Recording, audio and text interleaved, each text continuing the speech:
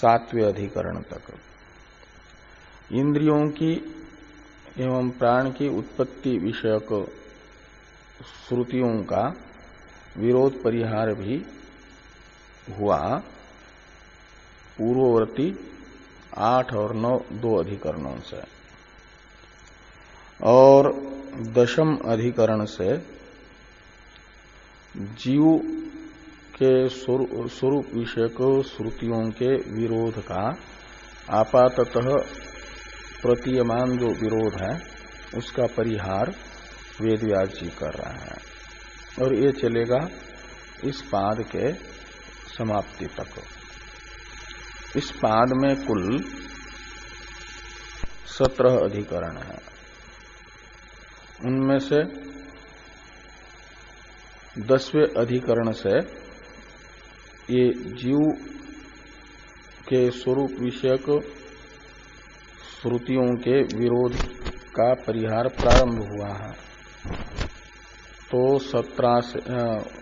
10वें सूत्र से अधिकरण से 10वें अधिकरण से 17वें अधिकरण तक 8 अधिकरण हैं, जिनके द्वारा जीव के स्वरूप विषयक श्रुतियों का जो आपाततः आपस में विरोध प्रतीत होता है उसका परिहार व्यास जी कर रहे हैं। 10वें अधिकरण में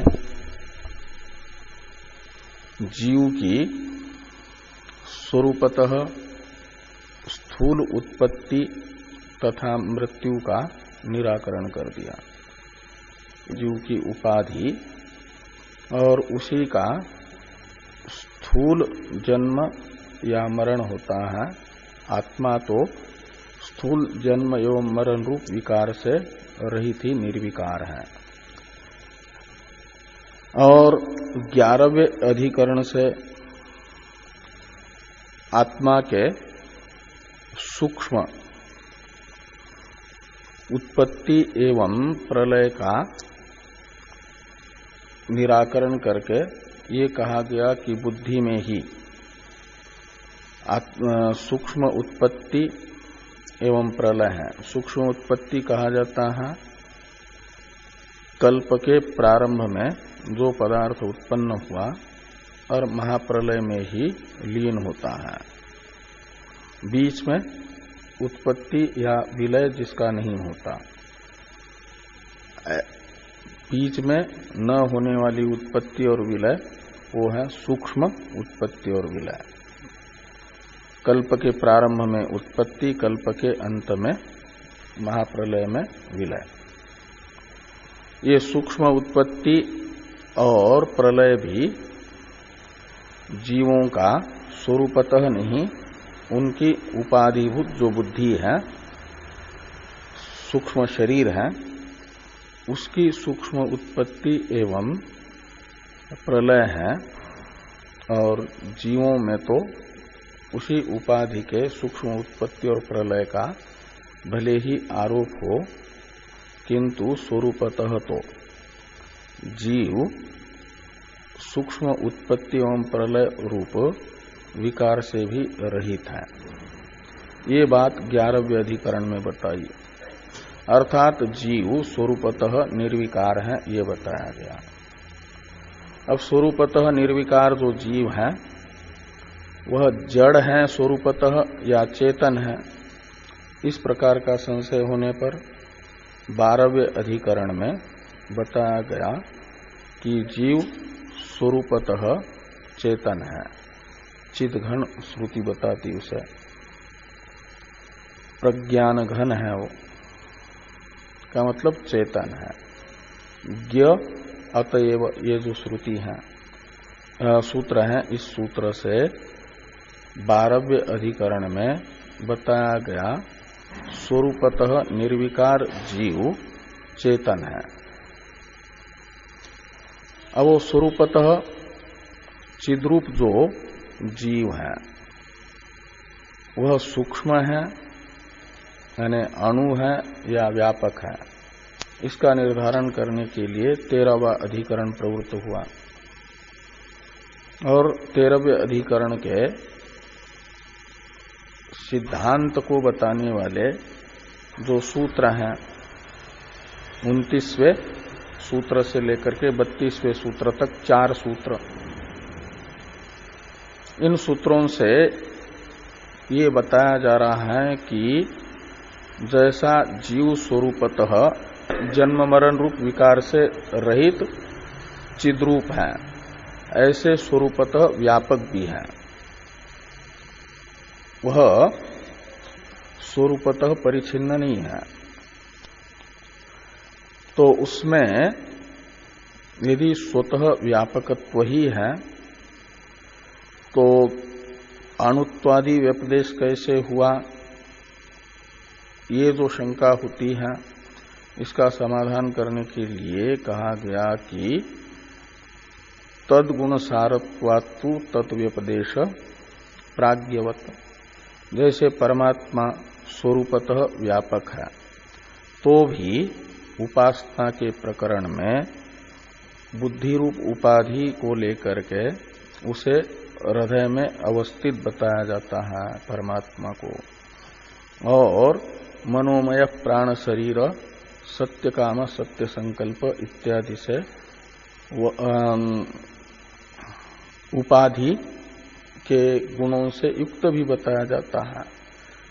ऐसे ही जीव स्वरूपतः व्यापक होने पर भी उसकी उपाधि जो बुद्धि है उसमें अणुत्व है, उत्क्रांति है, गति है, आगति है, उनको श्रुति में तद उपाधिक आत्मा में बताया गया।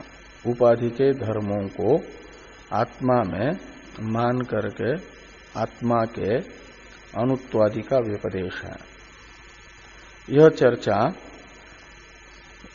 करते हुए एक प्रकार से वेद व्यास जी जैसे आत्मा की शरीर एवं बुद्धि रूप उपाधि के कारण उत्पत्ति और प्रलय रूप विकार औपाधिक है, ऐसे ही अणुत्व परिमाण भी और उत्क्रांति गति तथा आगति भी स्वतः नहीं अपितु औपाधिक है, ये बता रहे हैं।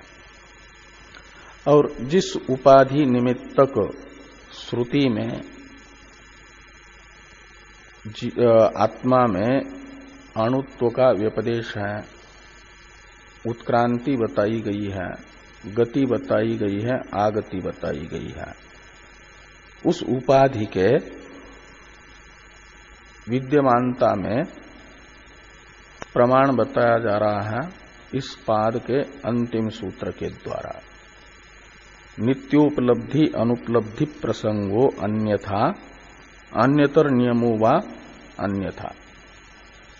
इस सूत्र से वेद व्यास जी बुद्धि रूप जो उपाधि है वह व्यासंग अन्यथा अनुपपत्ति रूप अर्थापत्ति प्रमाण से सिद्ध है, ये कह रहे हैं।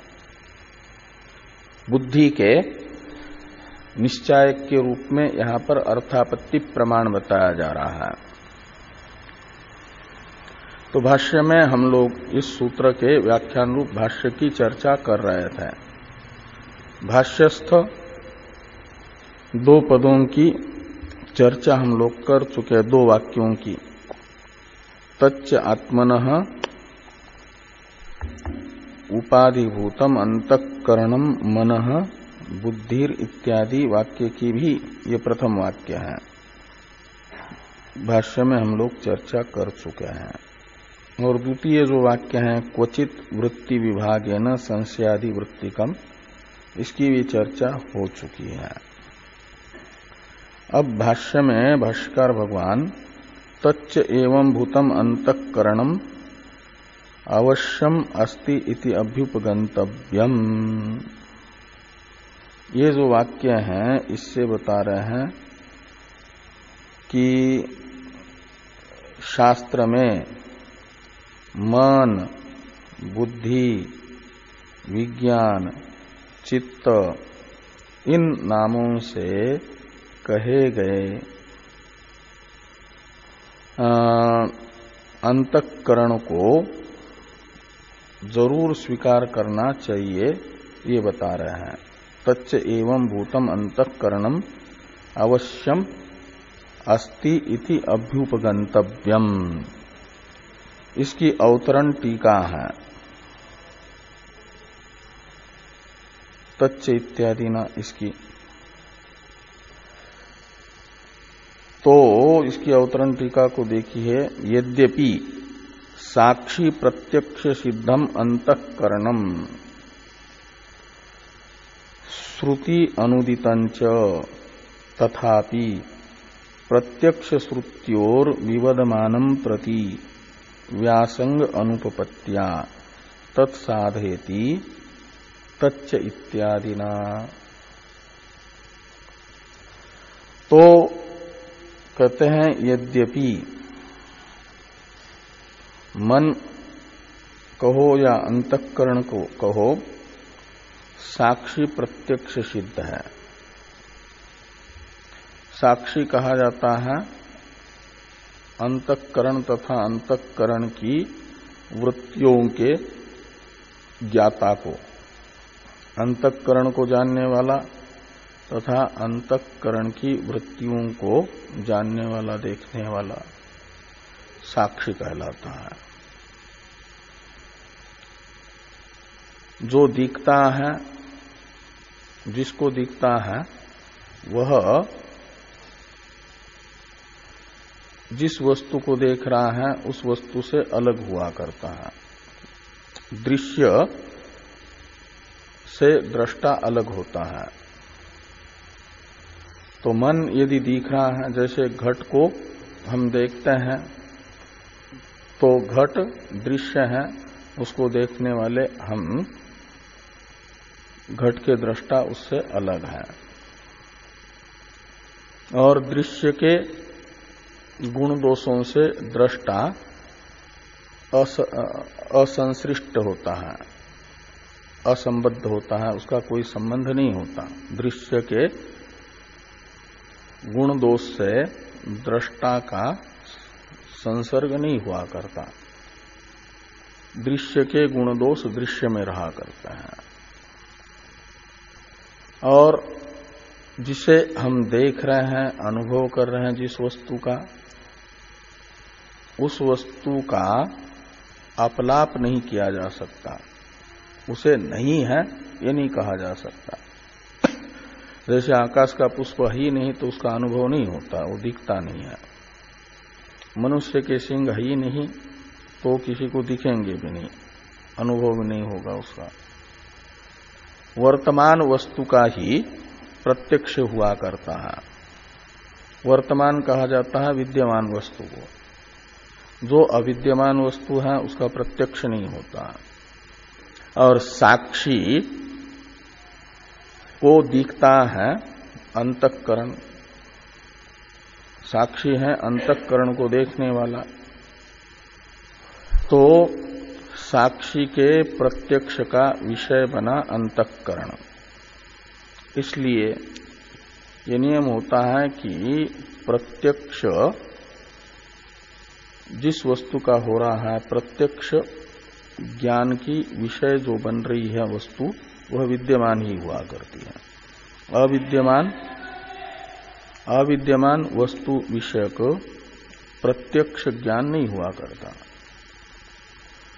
तो साक्षी प्रत्यक्ष सिद्ध मन है, यानी साक्षी को मन का प्रत्यक्ष हो रहा है। अपने मन को हम देख रहे हैं कि हमारे मन की ये स्थिति है इस समय, तो उस समय वह ज्ञान अपने मन का जो हमें होता है वह अनुमान या शब्द से नहीं होता, वो है प्रत्यक्ष ज्ञान, वो है साक्षी प्रत्यक्ष, और उससे मन सिद्ध है। तो ये कह रहे हैं कि यद्यपि साक्षी प्रत्यक्ष सिद्धम अंतःकरणम, अंतःकरण जो है साक्षी प्रत्यक्ष सिद्ध है। और श्रुति अनुदितंच, और श्रुति में भी अंतःकरण का अनुवाद हुआ है। साक्षी प्रत्यक्ष सिद्ध अंतःकरण का अनुवाद मनसा हेवद पश्यति बुद्धिश्च न विचेष्टति इत्यादि श्रुतियों में साक्षी प्रत्यक्ष सिद्ध अंतःकरण का अनुवाद हुआ। इसलिए इसे कहा जाएगा श्रुति अनुदित, यानी जो अन्य प्रमाण से सिद्ध अर्थ है उसे श्रुति यदि बताती है तो माना जाता है वो श्रुति ने अनुवाद किया हो।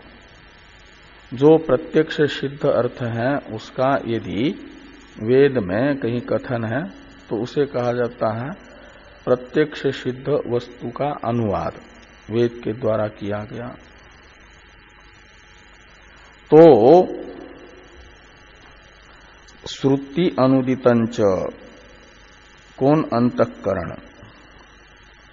तो इसलिए इन दो प्रमाणों से एक प्रकार से अंतःकरण निश्चित हो रहा है। एक साक्षी प्रत्यक्ष रूप प्रमाण, जैसे नेत्र इंद्रिय से रूप को देखते हैं तो उस रूप का अस्तित्व सिद्ध होता है। जो प्रमाण से निश्चित वस्तु है उसे है करके कहा जाता है, उसका अपलाप नहीं किया जाता।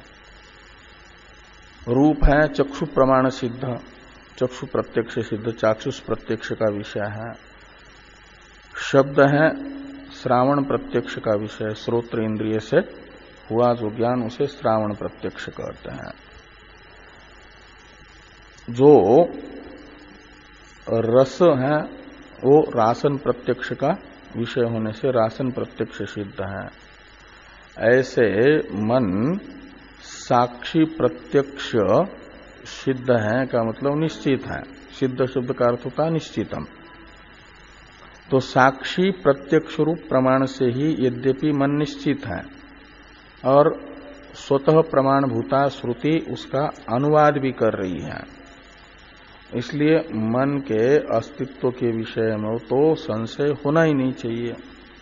यद्यपि, लेकिन कहते हैं तथापि, तो भी जो प्रत्यक्ष प्रमाण और श्रुति प्रमाण के प्रति विवाद करते हैं उन्हें वेद व्यास जी ये बता रहे हैं, यानी प्रत्यक्ष अर्थात अंतःकरण का प्रत्यक्ष नहीं होता और श्रुति को तो जो प्रमाण ही नहीं मानते, ऐसे लोगों के द्वारा प्रति मन के अस्तित्व का निश्चय कराना है उन लोगों से। तो उसके लिए फिर साक्षी प्रत्यक्ष और श्रुति प्रमाण इसके विषय में ही जिनके मन में विवाद है तो उन्हें इन प्रमाणों से मन सिद्ध है ये कहने से काम नहीं चलेगा। इसके लिए फिर जो तार्किक हैं उन्हें तर्क से मन के अस्तित्व का निश्चय कराना पड़ेगा।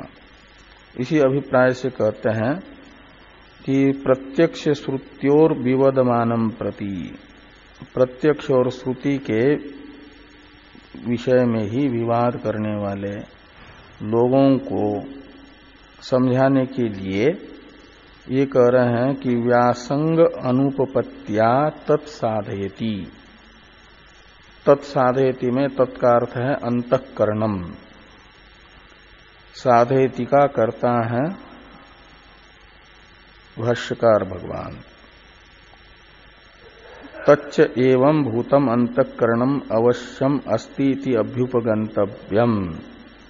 इस वाक्य से, इत्यादि वाक्य से भाष्यकार भगवान तत्साधयति यानी अंतःकरणम साधयति, अंतःकरण को सिद्ध करता है, यानी अंतःकरण है ये बताते हैं। अंतःकरण के ज्ञापन में, सिद्धि में कौन से प्रमाण का उपयोग कर रहे हैं, कौन से प्रमाण से अंतःकरण को सिद्ध बता रहे हैं, तो कहते हैं उससे अर्थापत्ति प्रमाण से। अर्थापत्ति प्रमाण बताया व्यासंग अनुपपत्त्या, इस शब्द से व्यासंग अनुपपत्ति रूप जो अर्थापत्ति प्रमाण, इस व्यासंग अनुपपत्ति रूप अर्थापत्ति प्रमाण के आधार पर व्यास जी ये मन को सिद्ध कर रहे हैं सूत्र से, और उसके व्याख्यान में भाष्कर भगवान भी वो अर्थापत्ति प्रमाण बता रहे हैं, व्यासंग रूप अर्थापत्ति प्रमाण।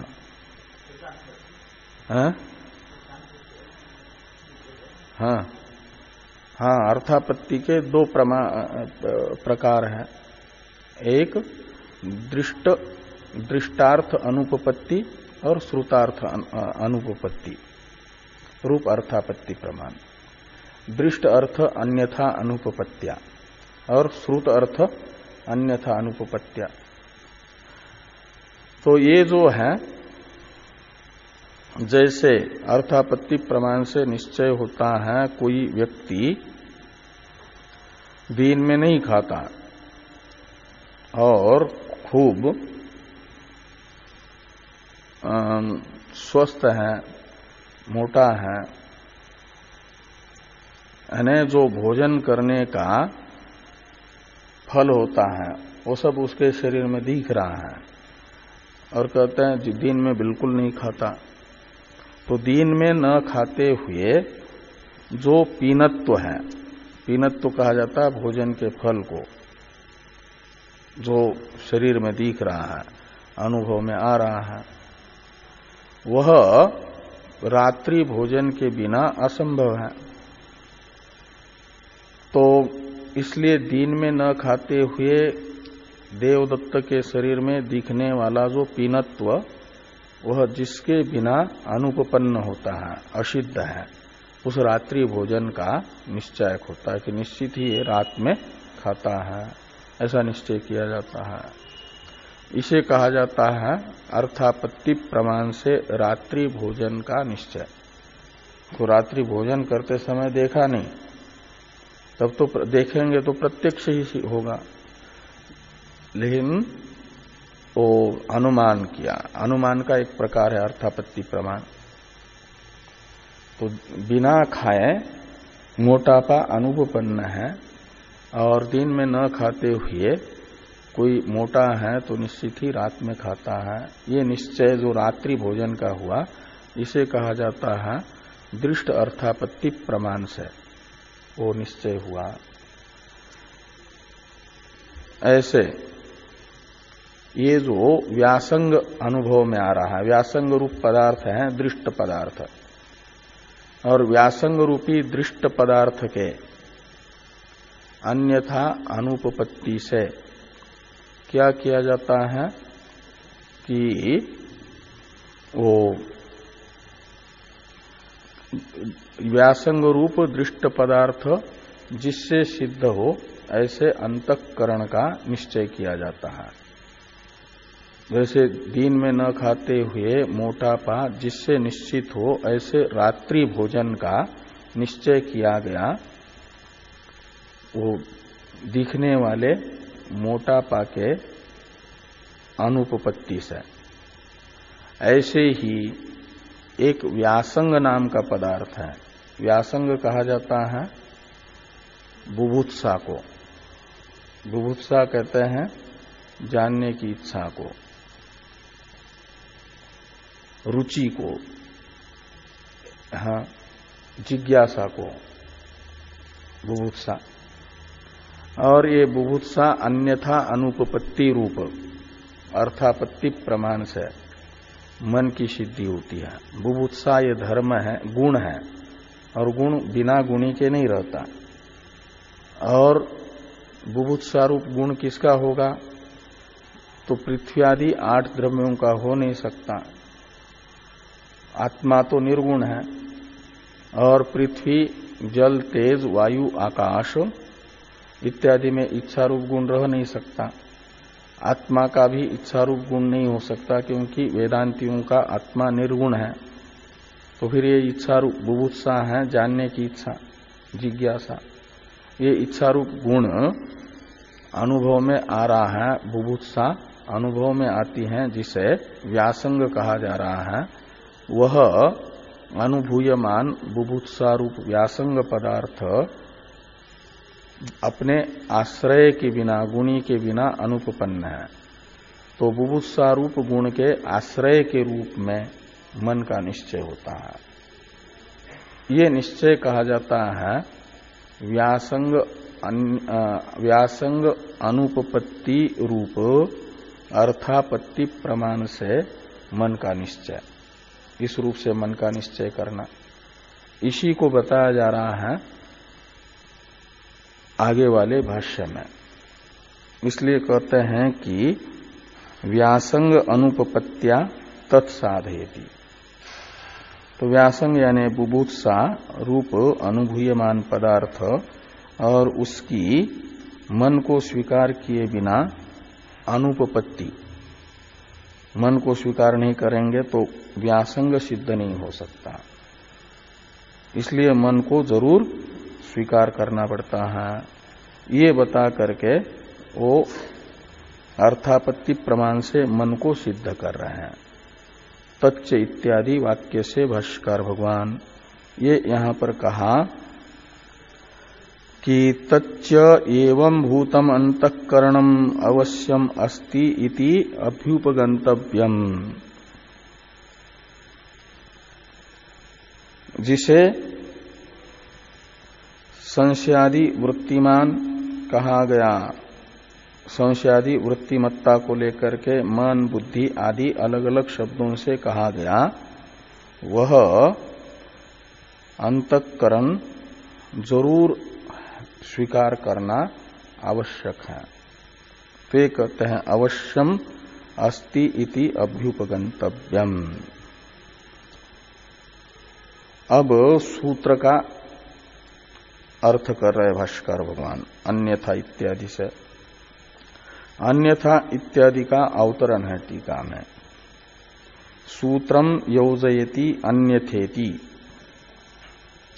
सूत्र की व्याख्या भाष्यकार भगवान करते हैं अन्यथा इत्यादि से, यानी जो अर्थ बताया उसमें सूत्र की सम्मति बताते हैं। सूत्र में योजयति का अर्थ क्या अर्थ बताया कि व्यासंग अन्यथा अनुपपत्तिया मन सिद्ध होता है, मन को जरूर स्वीकार करना पड़ता है, नहीं तो व्यासंग की सिद्धि नहीं होती। तो अनुभूयमान व्यासंग अन्यथा अनुपपत्तिया मन है, ऐसा जरूर स्वीकार करना चाहिए। इस अर्थ में सूत्र को जोड़ते हैं, का मतलब सूत्र इसी अर्थ को बता रहा है, ऐसा भाष्यकार भगवान बताते हैं। तो अन्यथा सूत्रस्थ जो अंतिम पद है उसका पहले अर्थ कर रहे हैं कि अन्यथा, अन्यथा का अर्थ हो जाएगा जैसा हम कह रहे हैं वैसा न मानने पर। क्या कह रहे हैं कि मन को जरूर स्वीकार करना चाहिए। ये कह रहे हैं तच्च एवं भूतम अंतःकरणम अवश्यम अभ्युपगंतव्यम, इस वाक्य से सिद्धांति मन को स्वीकार करने के लिए कह रहे हैं ना। अन्यथा शब्द का अर्थ हो जाएगा मन को स्वीकार न करने पर। सूत्रस्थ अन्यथा शब्द का अर्थ है कि मन को यदि स्वीकार नहीं करेंगे, ये अन्यथा शब्द का अर्थ कर रहे हैं भाष्यकार भगवान की। अन्यथा यानी अनअभ्युपगम्य माने तस्मिन, तस्मिन का अर्थ है मनसी, मन को स्वीकार न करने पर क्या होगा। तो प्रथम पद के साथ आइए, सूत्रस्थ नित्य उपलब्धि अनुपलब्धि प्रसंग, ये प्रसंग आएगा। तो नित्योपलब्धि अनुपलब्धि प्रसंग स्यात्, अन्यथा नित्य उपलब्धि अनुपलब्धि प्रसंग स्यात्, ऐसा अन्वय कर लो। मन को यदि स्वीकार नहीं करते हैं तो सभी विषयों की युगपत उपलब्धि का नहीं तो कभी भी उपलब्धि न होने का प्रसंग आता है। और ये दोनों प्रसंग जो है इष्ट नहीं है। सभी विषयों की युगपत उपलब्धि का प्रसंग भी अनिष्ट प्रसंग है, इष्ट प्रसंग नहीं है। और किसी भी विषय की उपलब्धि न होना कभी भी, ये भी नित्य अनुपलब्धि का प्रसंग भी अनिष्ट प्रसंग है। ये जो अनिष्ट प्रसंग रूप दोष है, ये दोष आता है मन को स्वीकार नहीं करने पर। यदि मन को स्वीकार नहीं करेंगे तो सभी विषयों की नित्य उपलब्धि यानी अनुभूति होने का प्रसंग युगपत, या कभी भी किसी भी विषय की उपलब्धि यानी अनुभूति न होने का प्रसंग। अरे ये दोनों प्रसंग जो है इष्ट नहीं है, अभिष्ट नहीं है। इनमें यानी ज्ञान का कादाचित्क तो उपलब्धि का कादाचित्कत्व यानी कभी उपलब्धि होती है कभी नहीं होती है, ये लोक में देखा जाता है। इसलिए नित्य विषयों की नित्य उपलब्धि भी अभिष्ट नहीं है और विषयों की नित्य अनुपलब्धि भी अभिष्ट नहीं, कभी उपलब्धि कभी अनुपलब्धि, कादाचित्क उपलब्धि इसे कहा जाता है। तो विषयों की कादाचित्क उपलब्धि हमें अभिष्ट है और उस विषयों की कादाचित्क उपलब्धि रूप जो कादाचित्क उपलब्धि रूप अभिष्ट प्रसंग है वह सिद्ध नहीं हो पा रहा है। कब? मन को स्वीकार करने पर। मन को यदि स्वीकार नहीं करेंगे, मन को यदि स्वीकार नहीं करेंगे तो कादाचित्क उपलब्धि रूप जो इष्ट है उसकी सिद्धि नहीं हो पाती, अपितु नित्य उपलब्धि या नित्य अनुपलब्धि रूप अनिष्ट का ही प्रसंग आता है। ये दोष बताया मन को स्वीकार न करने पर। सूत्रस्थ अंतिम पद और प्रथम पद, 4 पदों में से मन को स्वीकार न करने पर जो दोष आता है उस दोष को बताने के लिए है।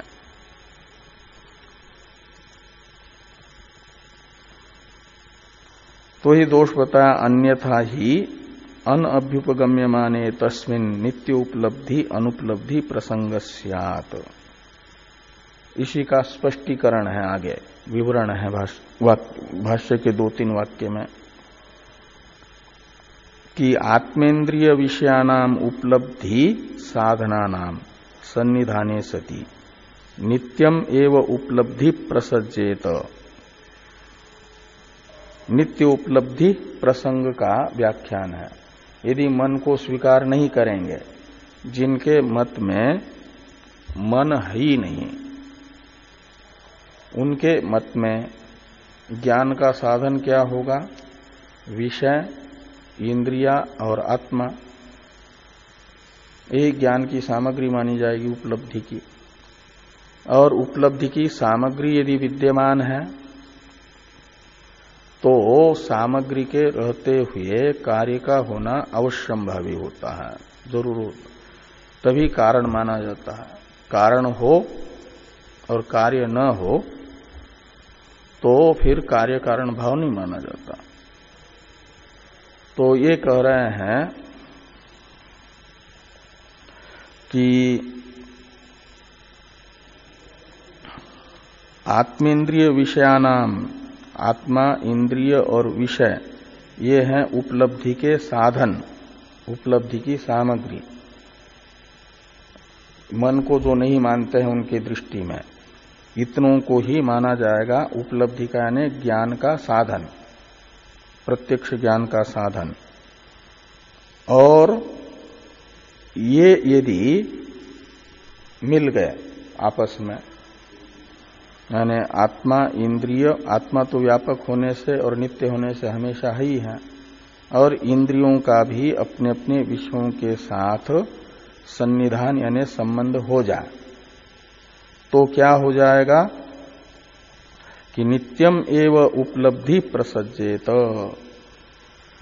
तो सभी इंद्रियों का यदि एक साथ अपने अपने विषयों के साथ संबंध हो जाए तो फिर हमेशा ही, नित्यम का अर्थ यहां पर है युगपत, तो युगपत एव उपलब्धि प्रसज्जेत, युगपत उपलब्धि का प्रसंग आएगा, यानी एक साथ सभी विषयों का ज्ञान हो जाए।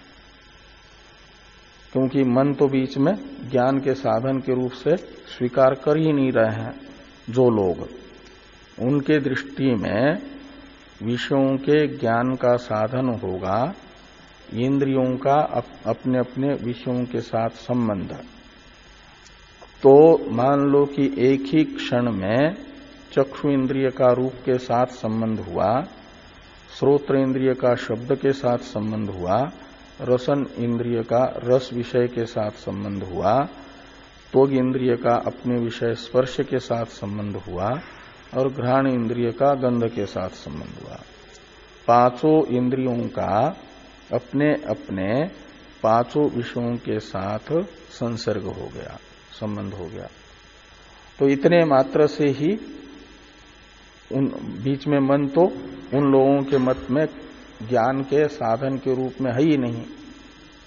तो इतने मात्र से क्या होना चाहिए कि सभी विषयों का एक साथ ज्ञान होना चाहिए।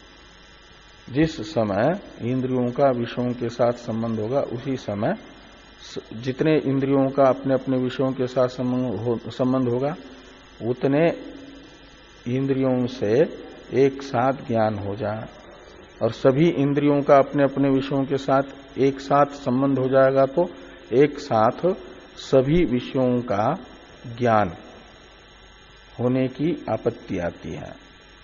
ये यहां पर कहा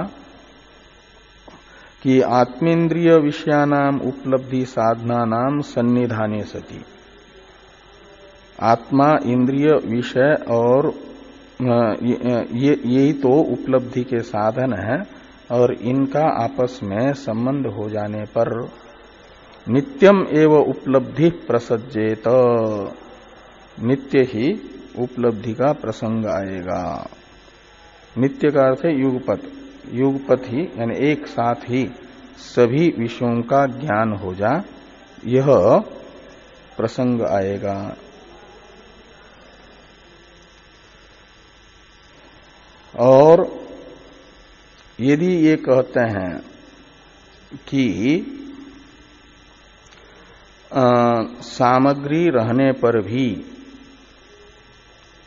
ज्ञान कभी कभी नहीं होता है, कार्य नहीं होता है, ऐसा मानेंगे तो क्या होगा कि फिर कारण के रहने पर भी कार्य नहीं होता है, तो फिर हमेशा ही कारण के रहते हुए यानी आत्मा इंद्रिय विषय का सन्निधान होने पर भी ज्ञान न हो, अनुपलब्धि ही रहे, ये प्रसंग आएगा।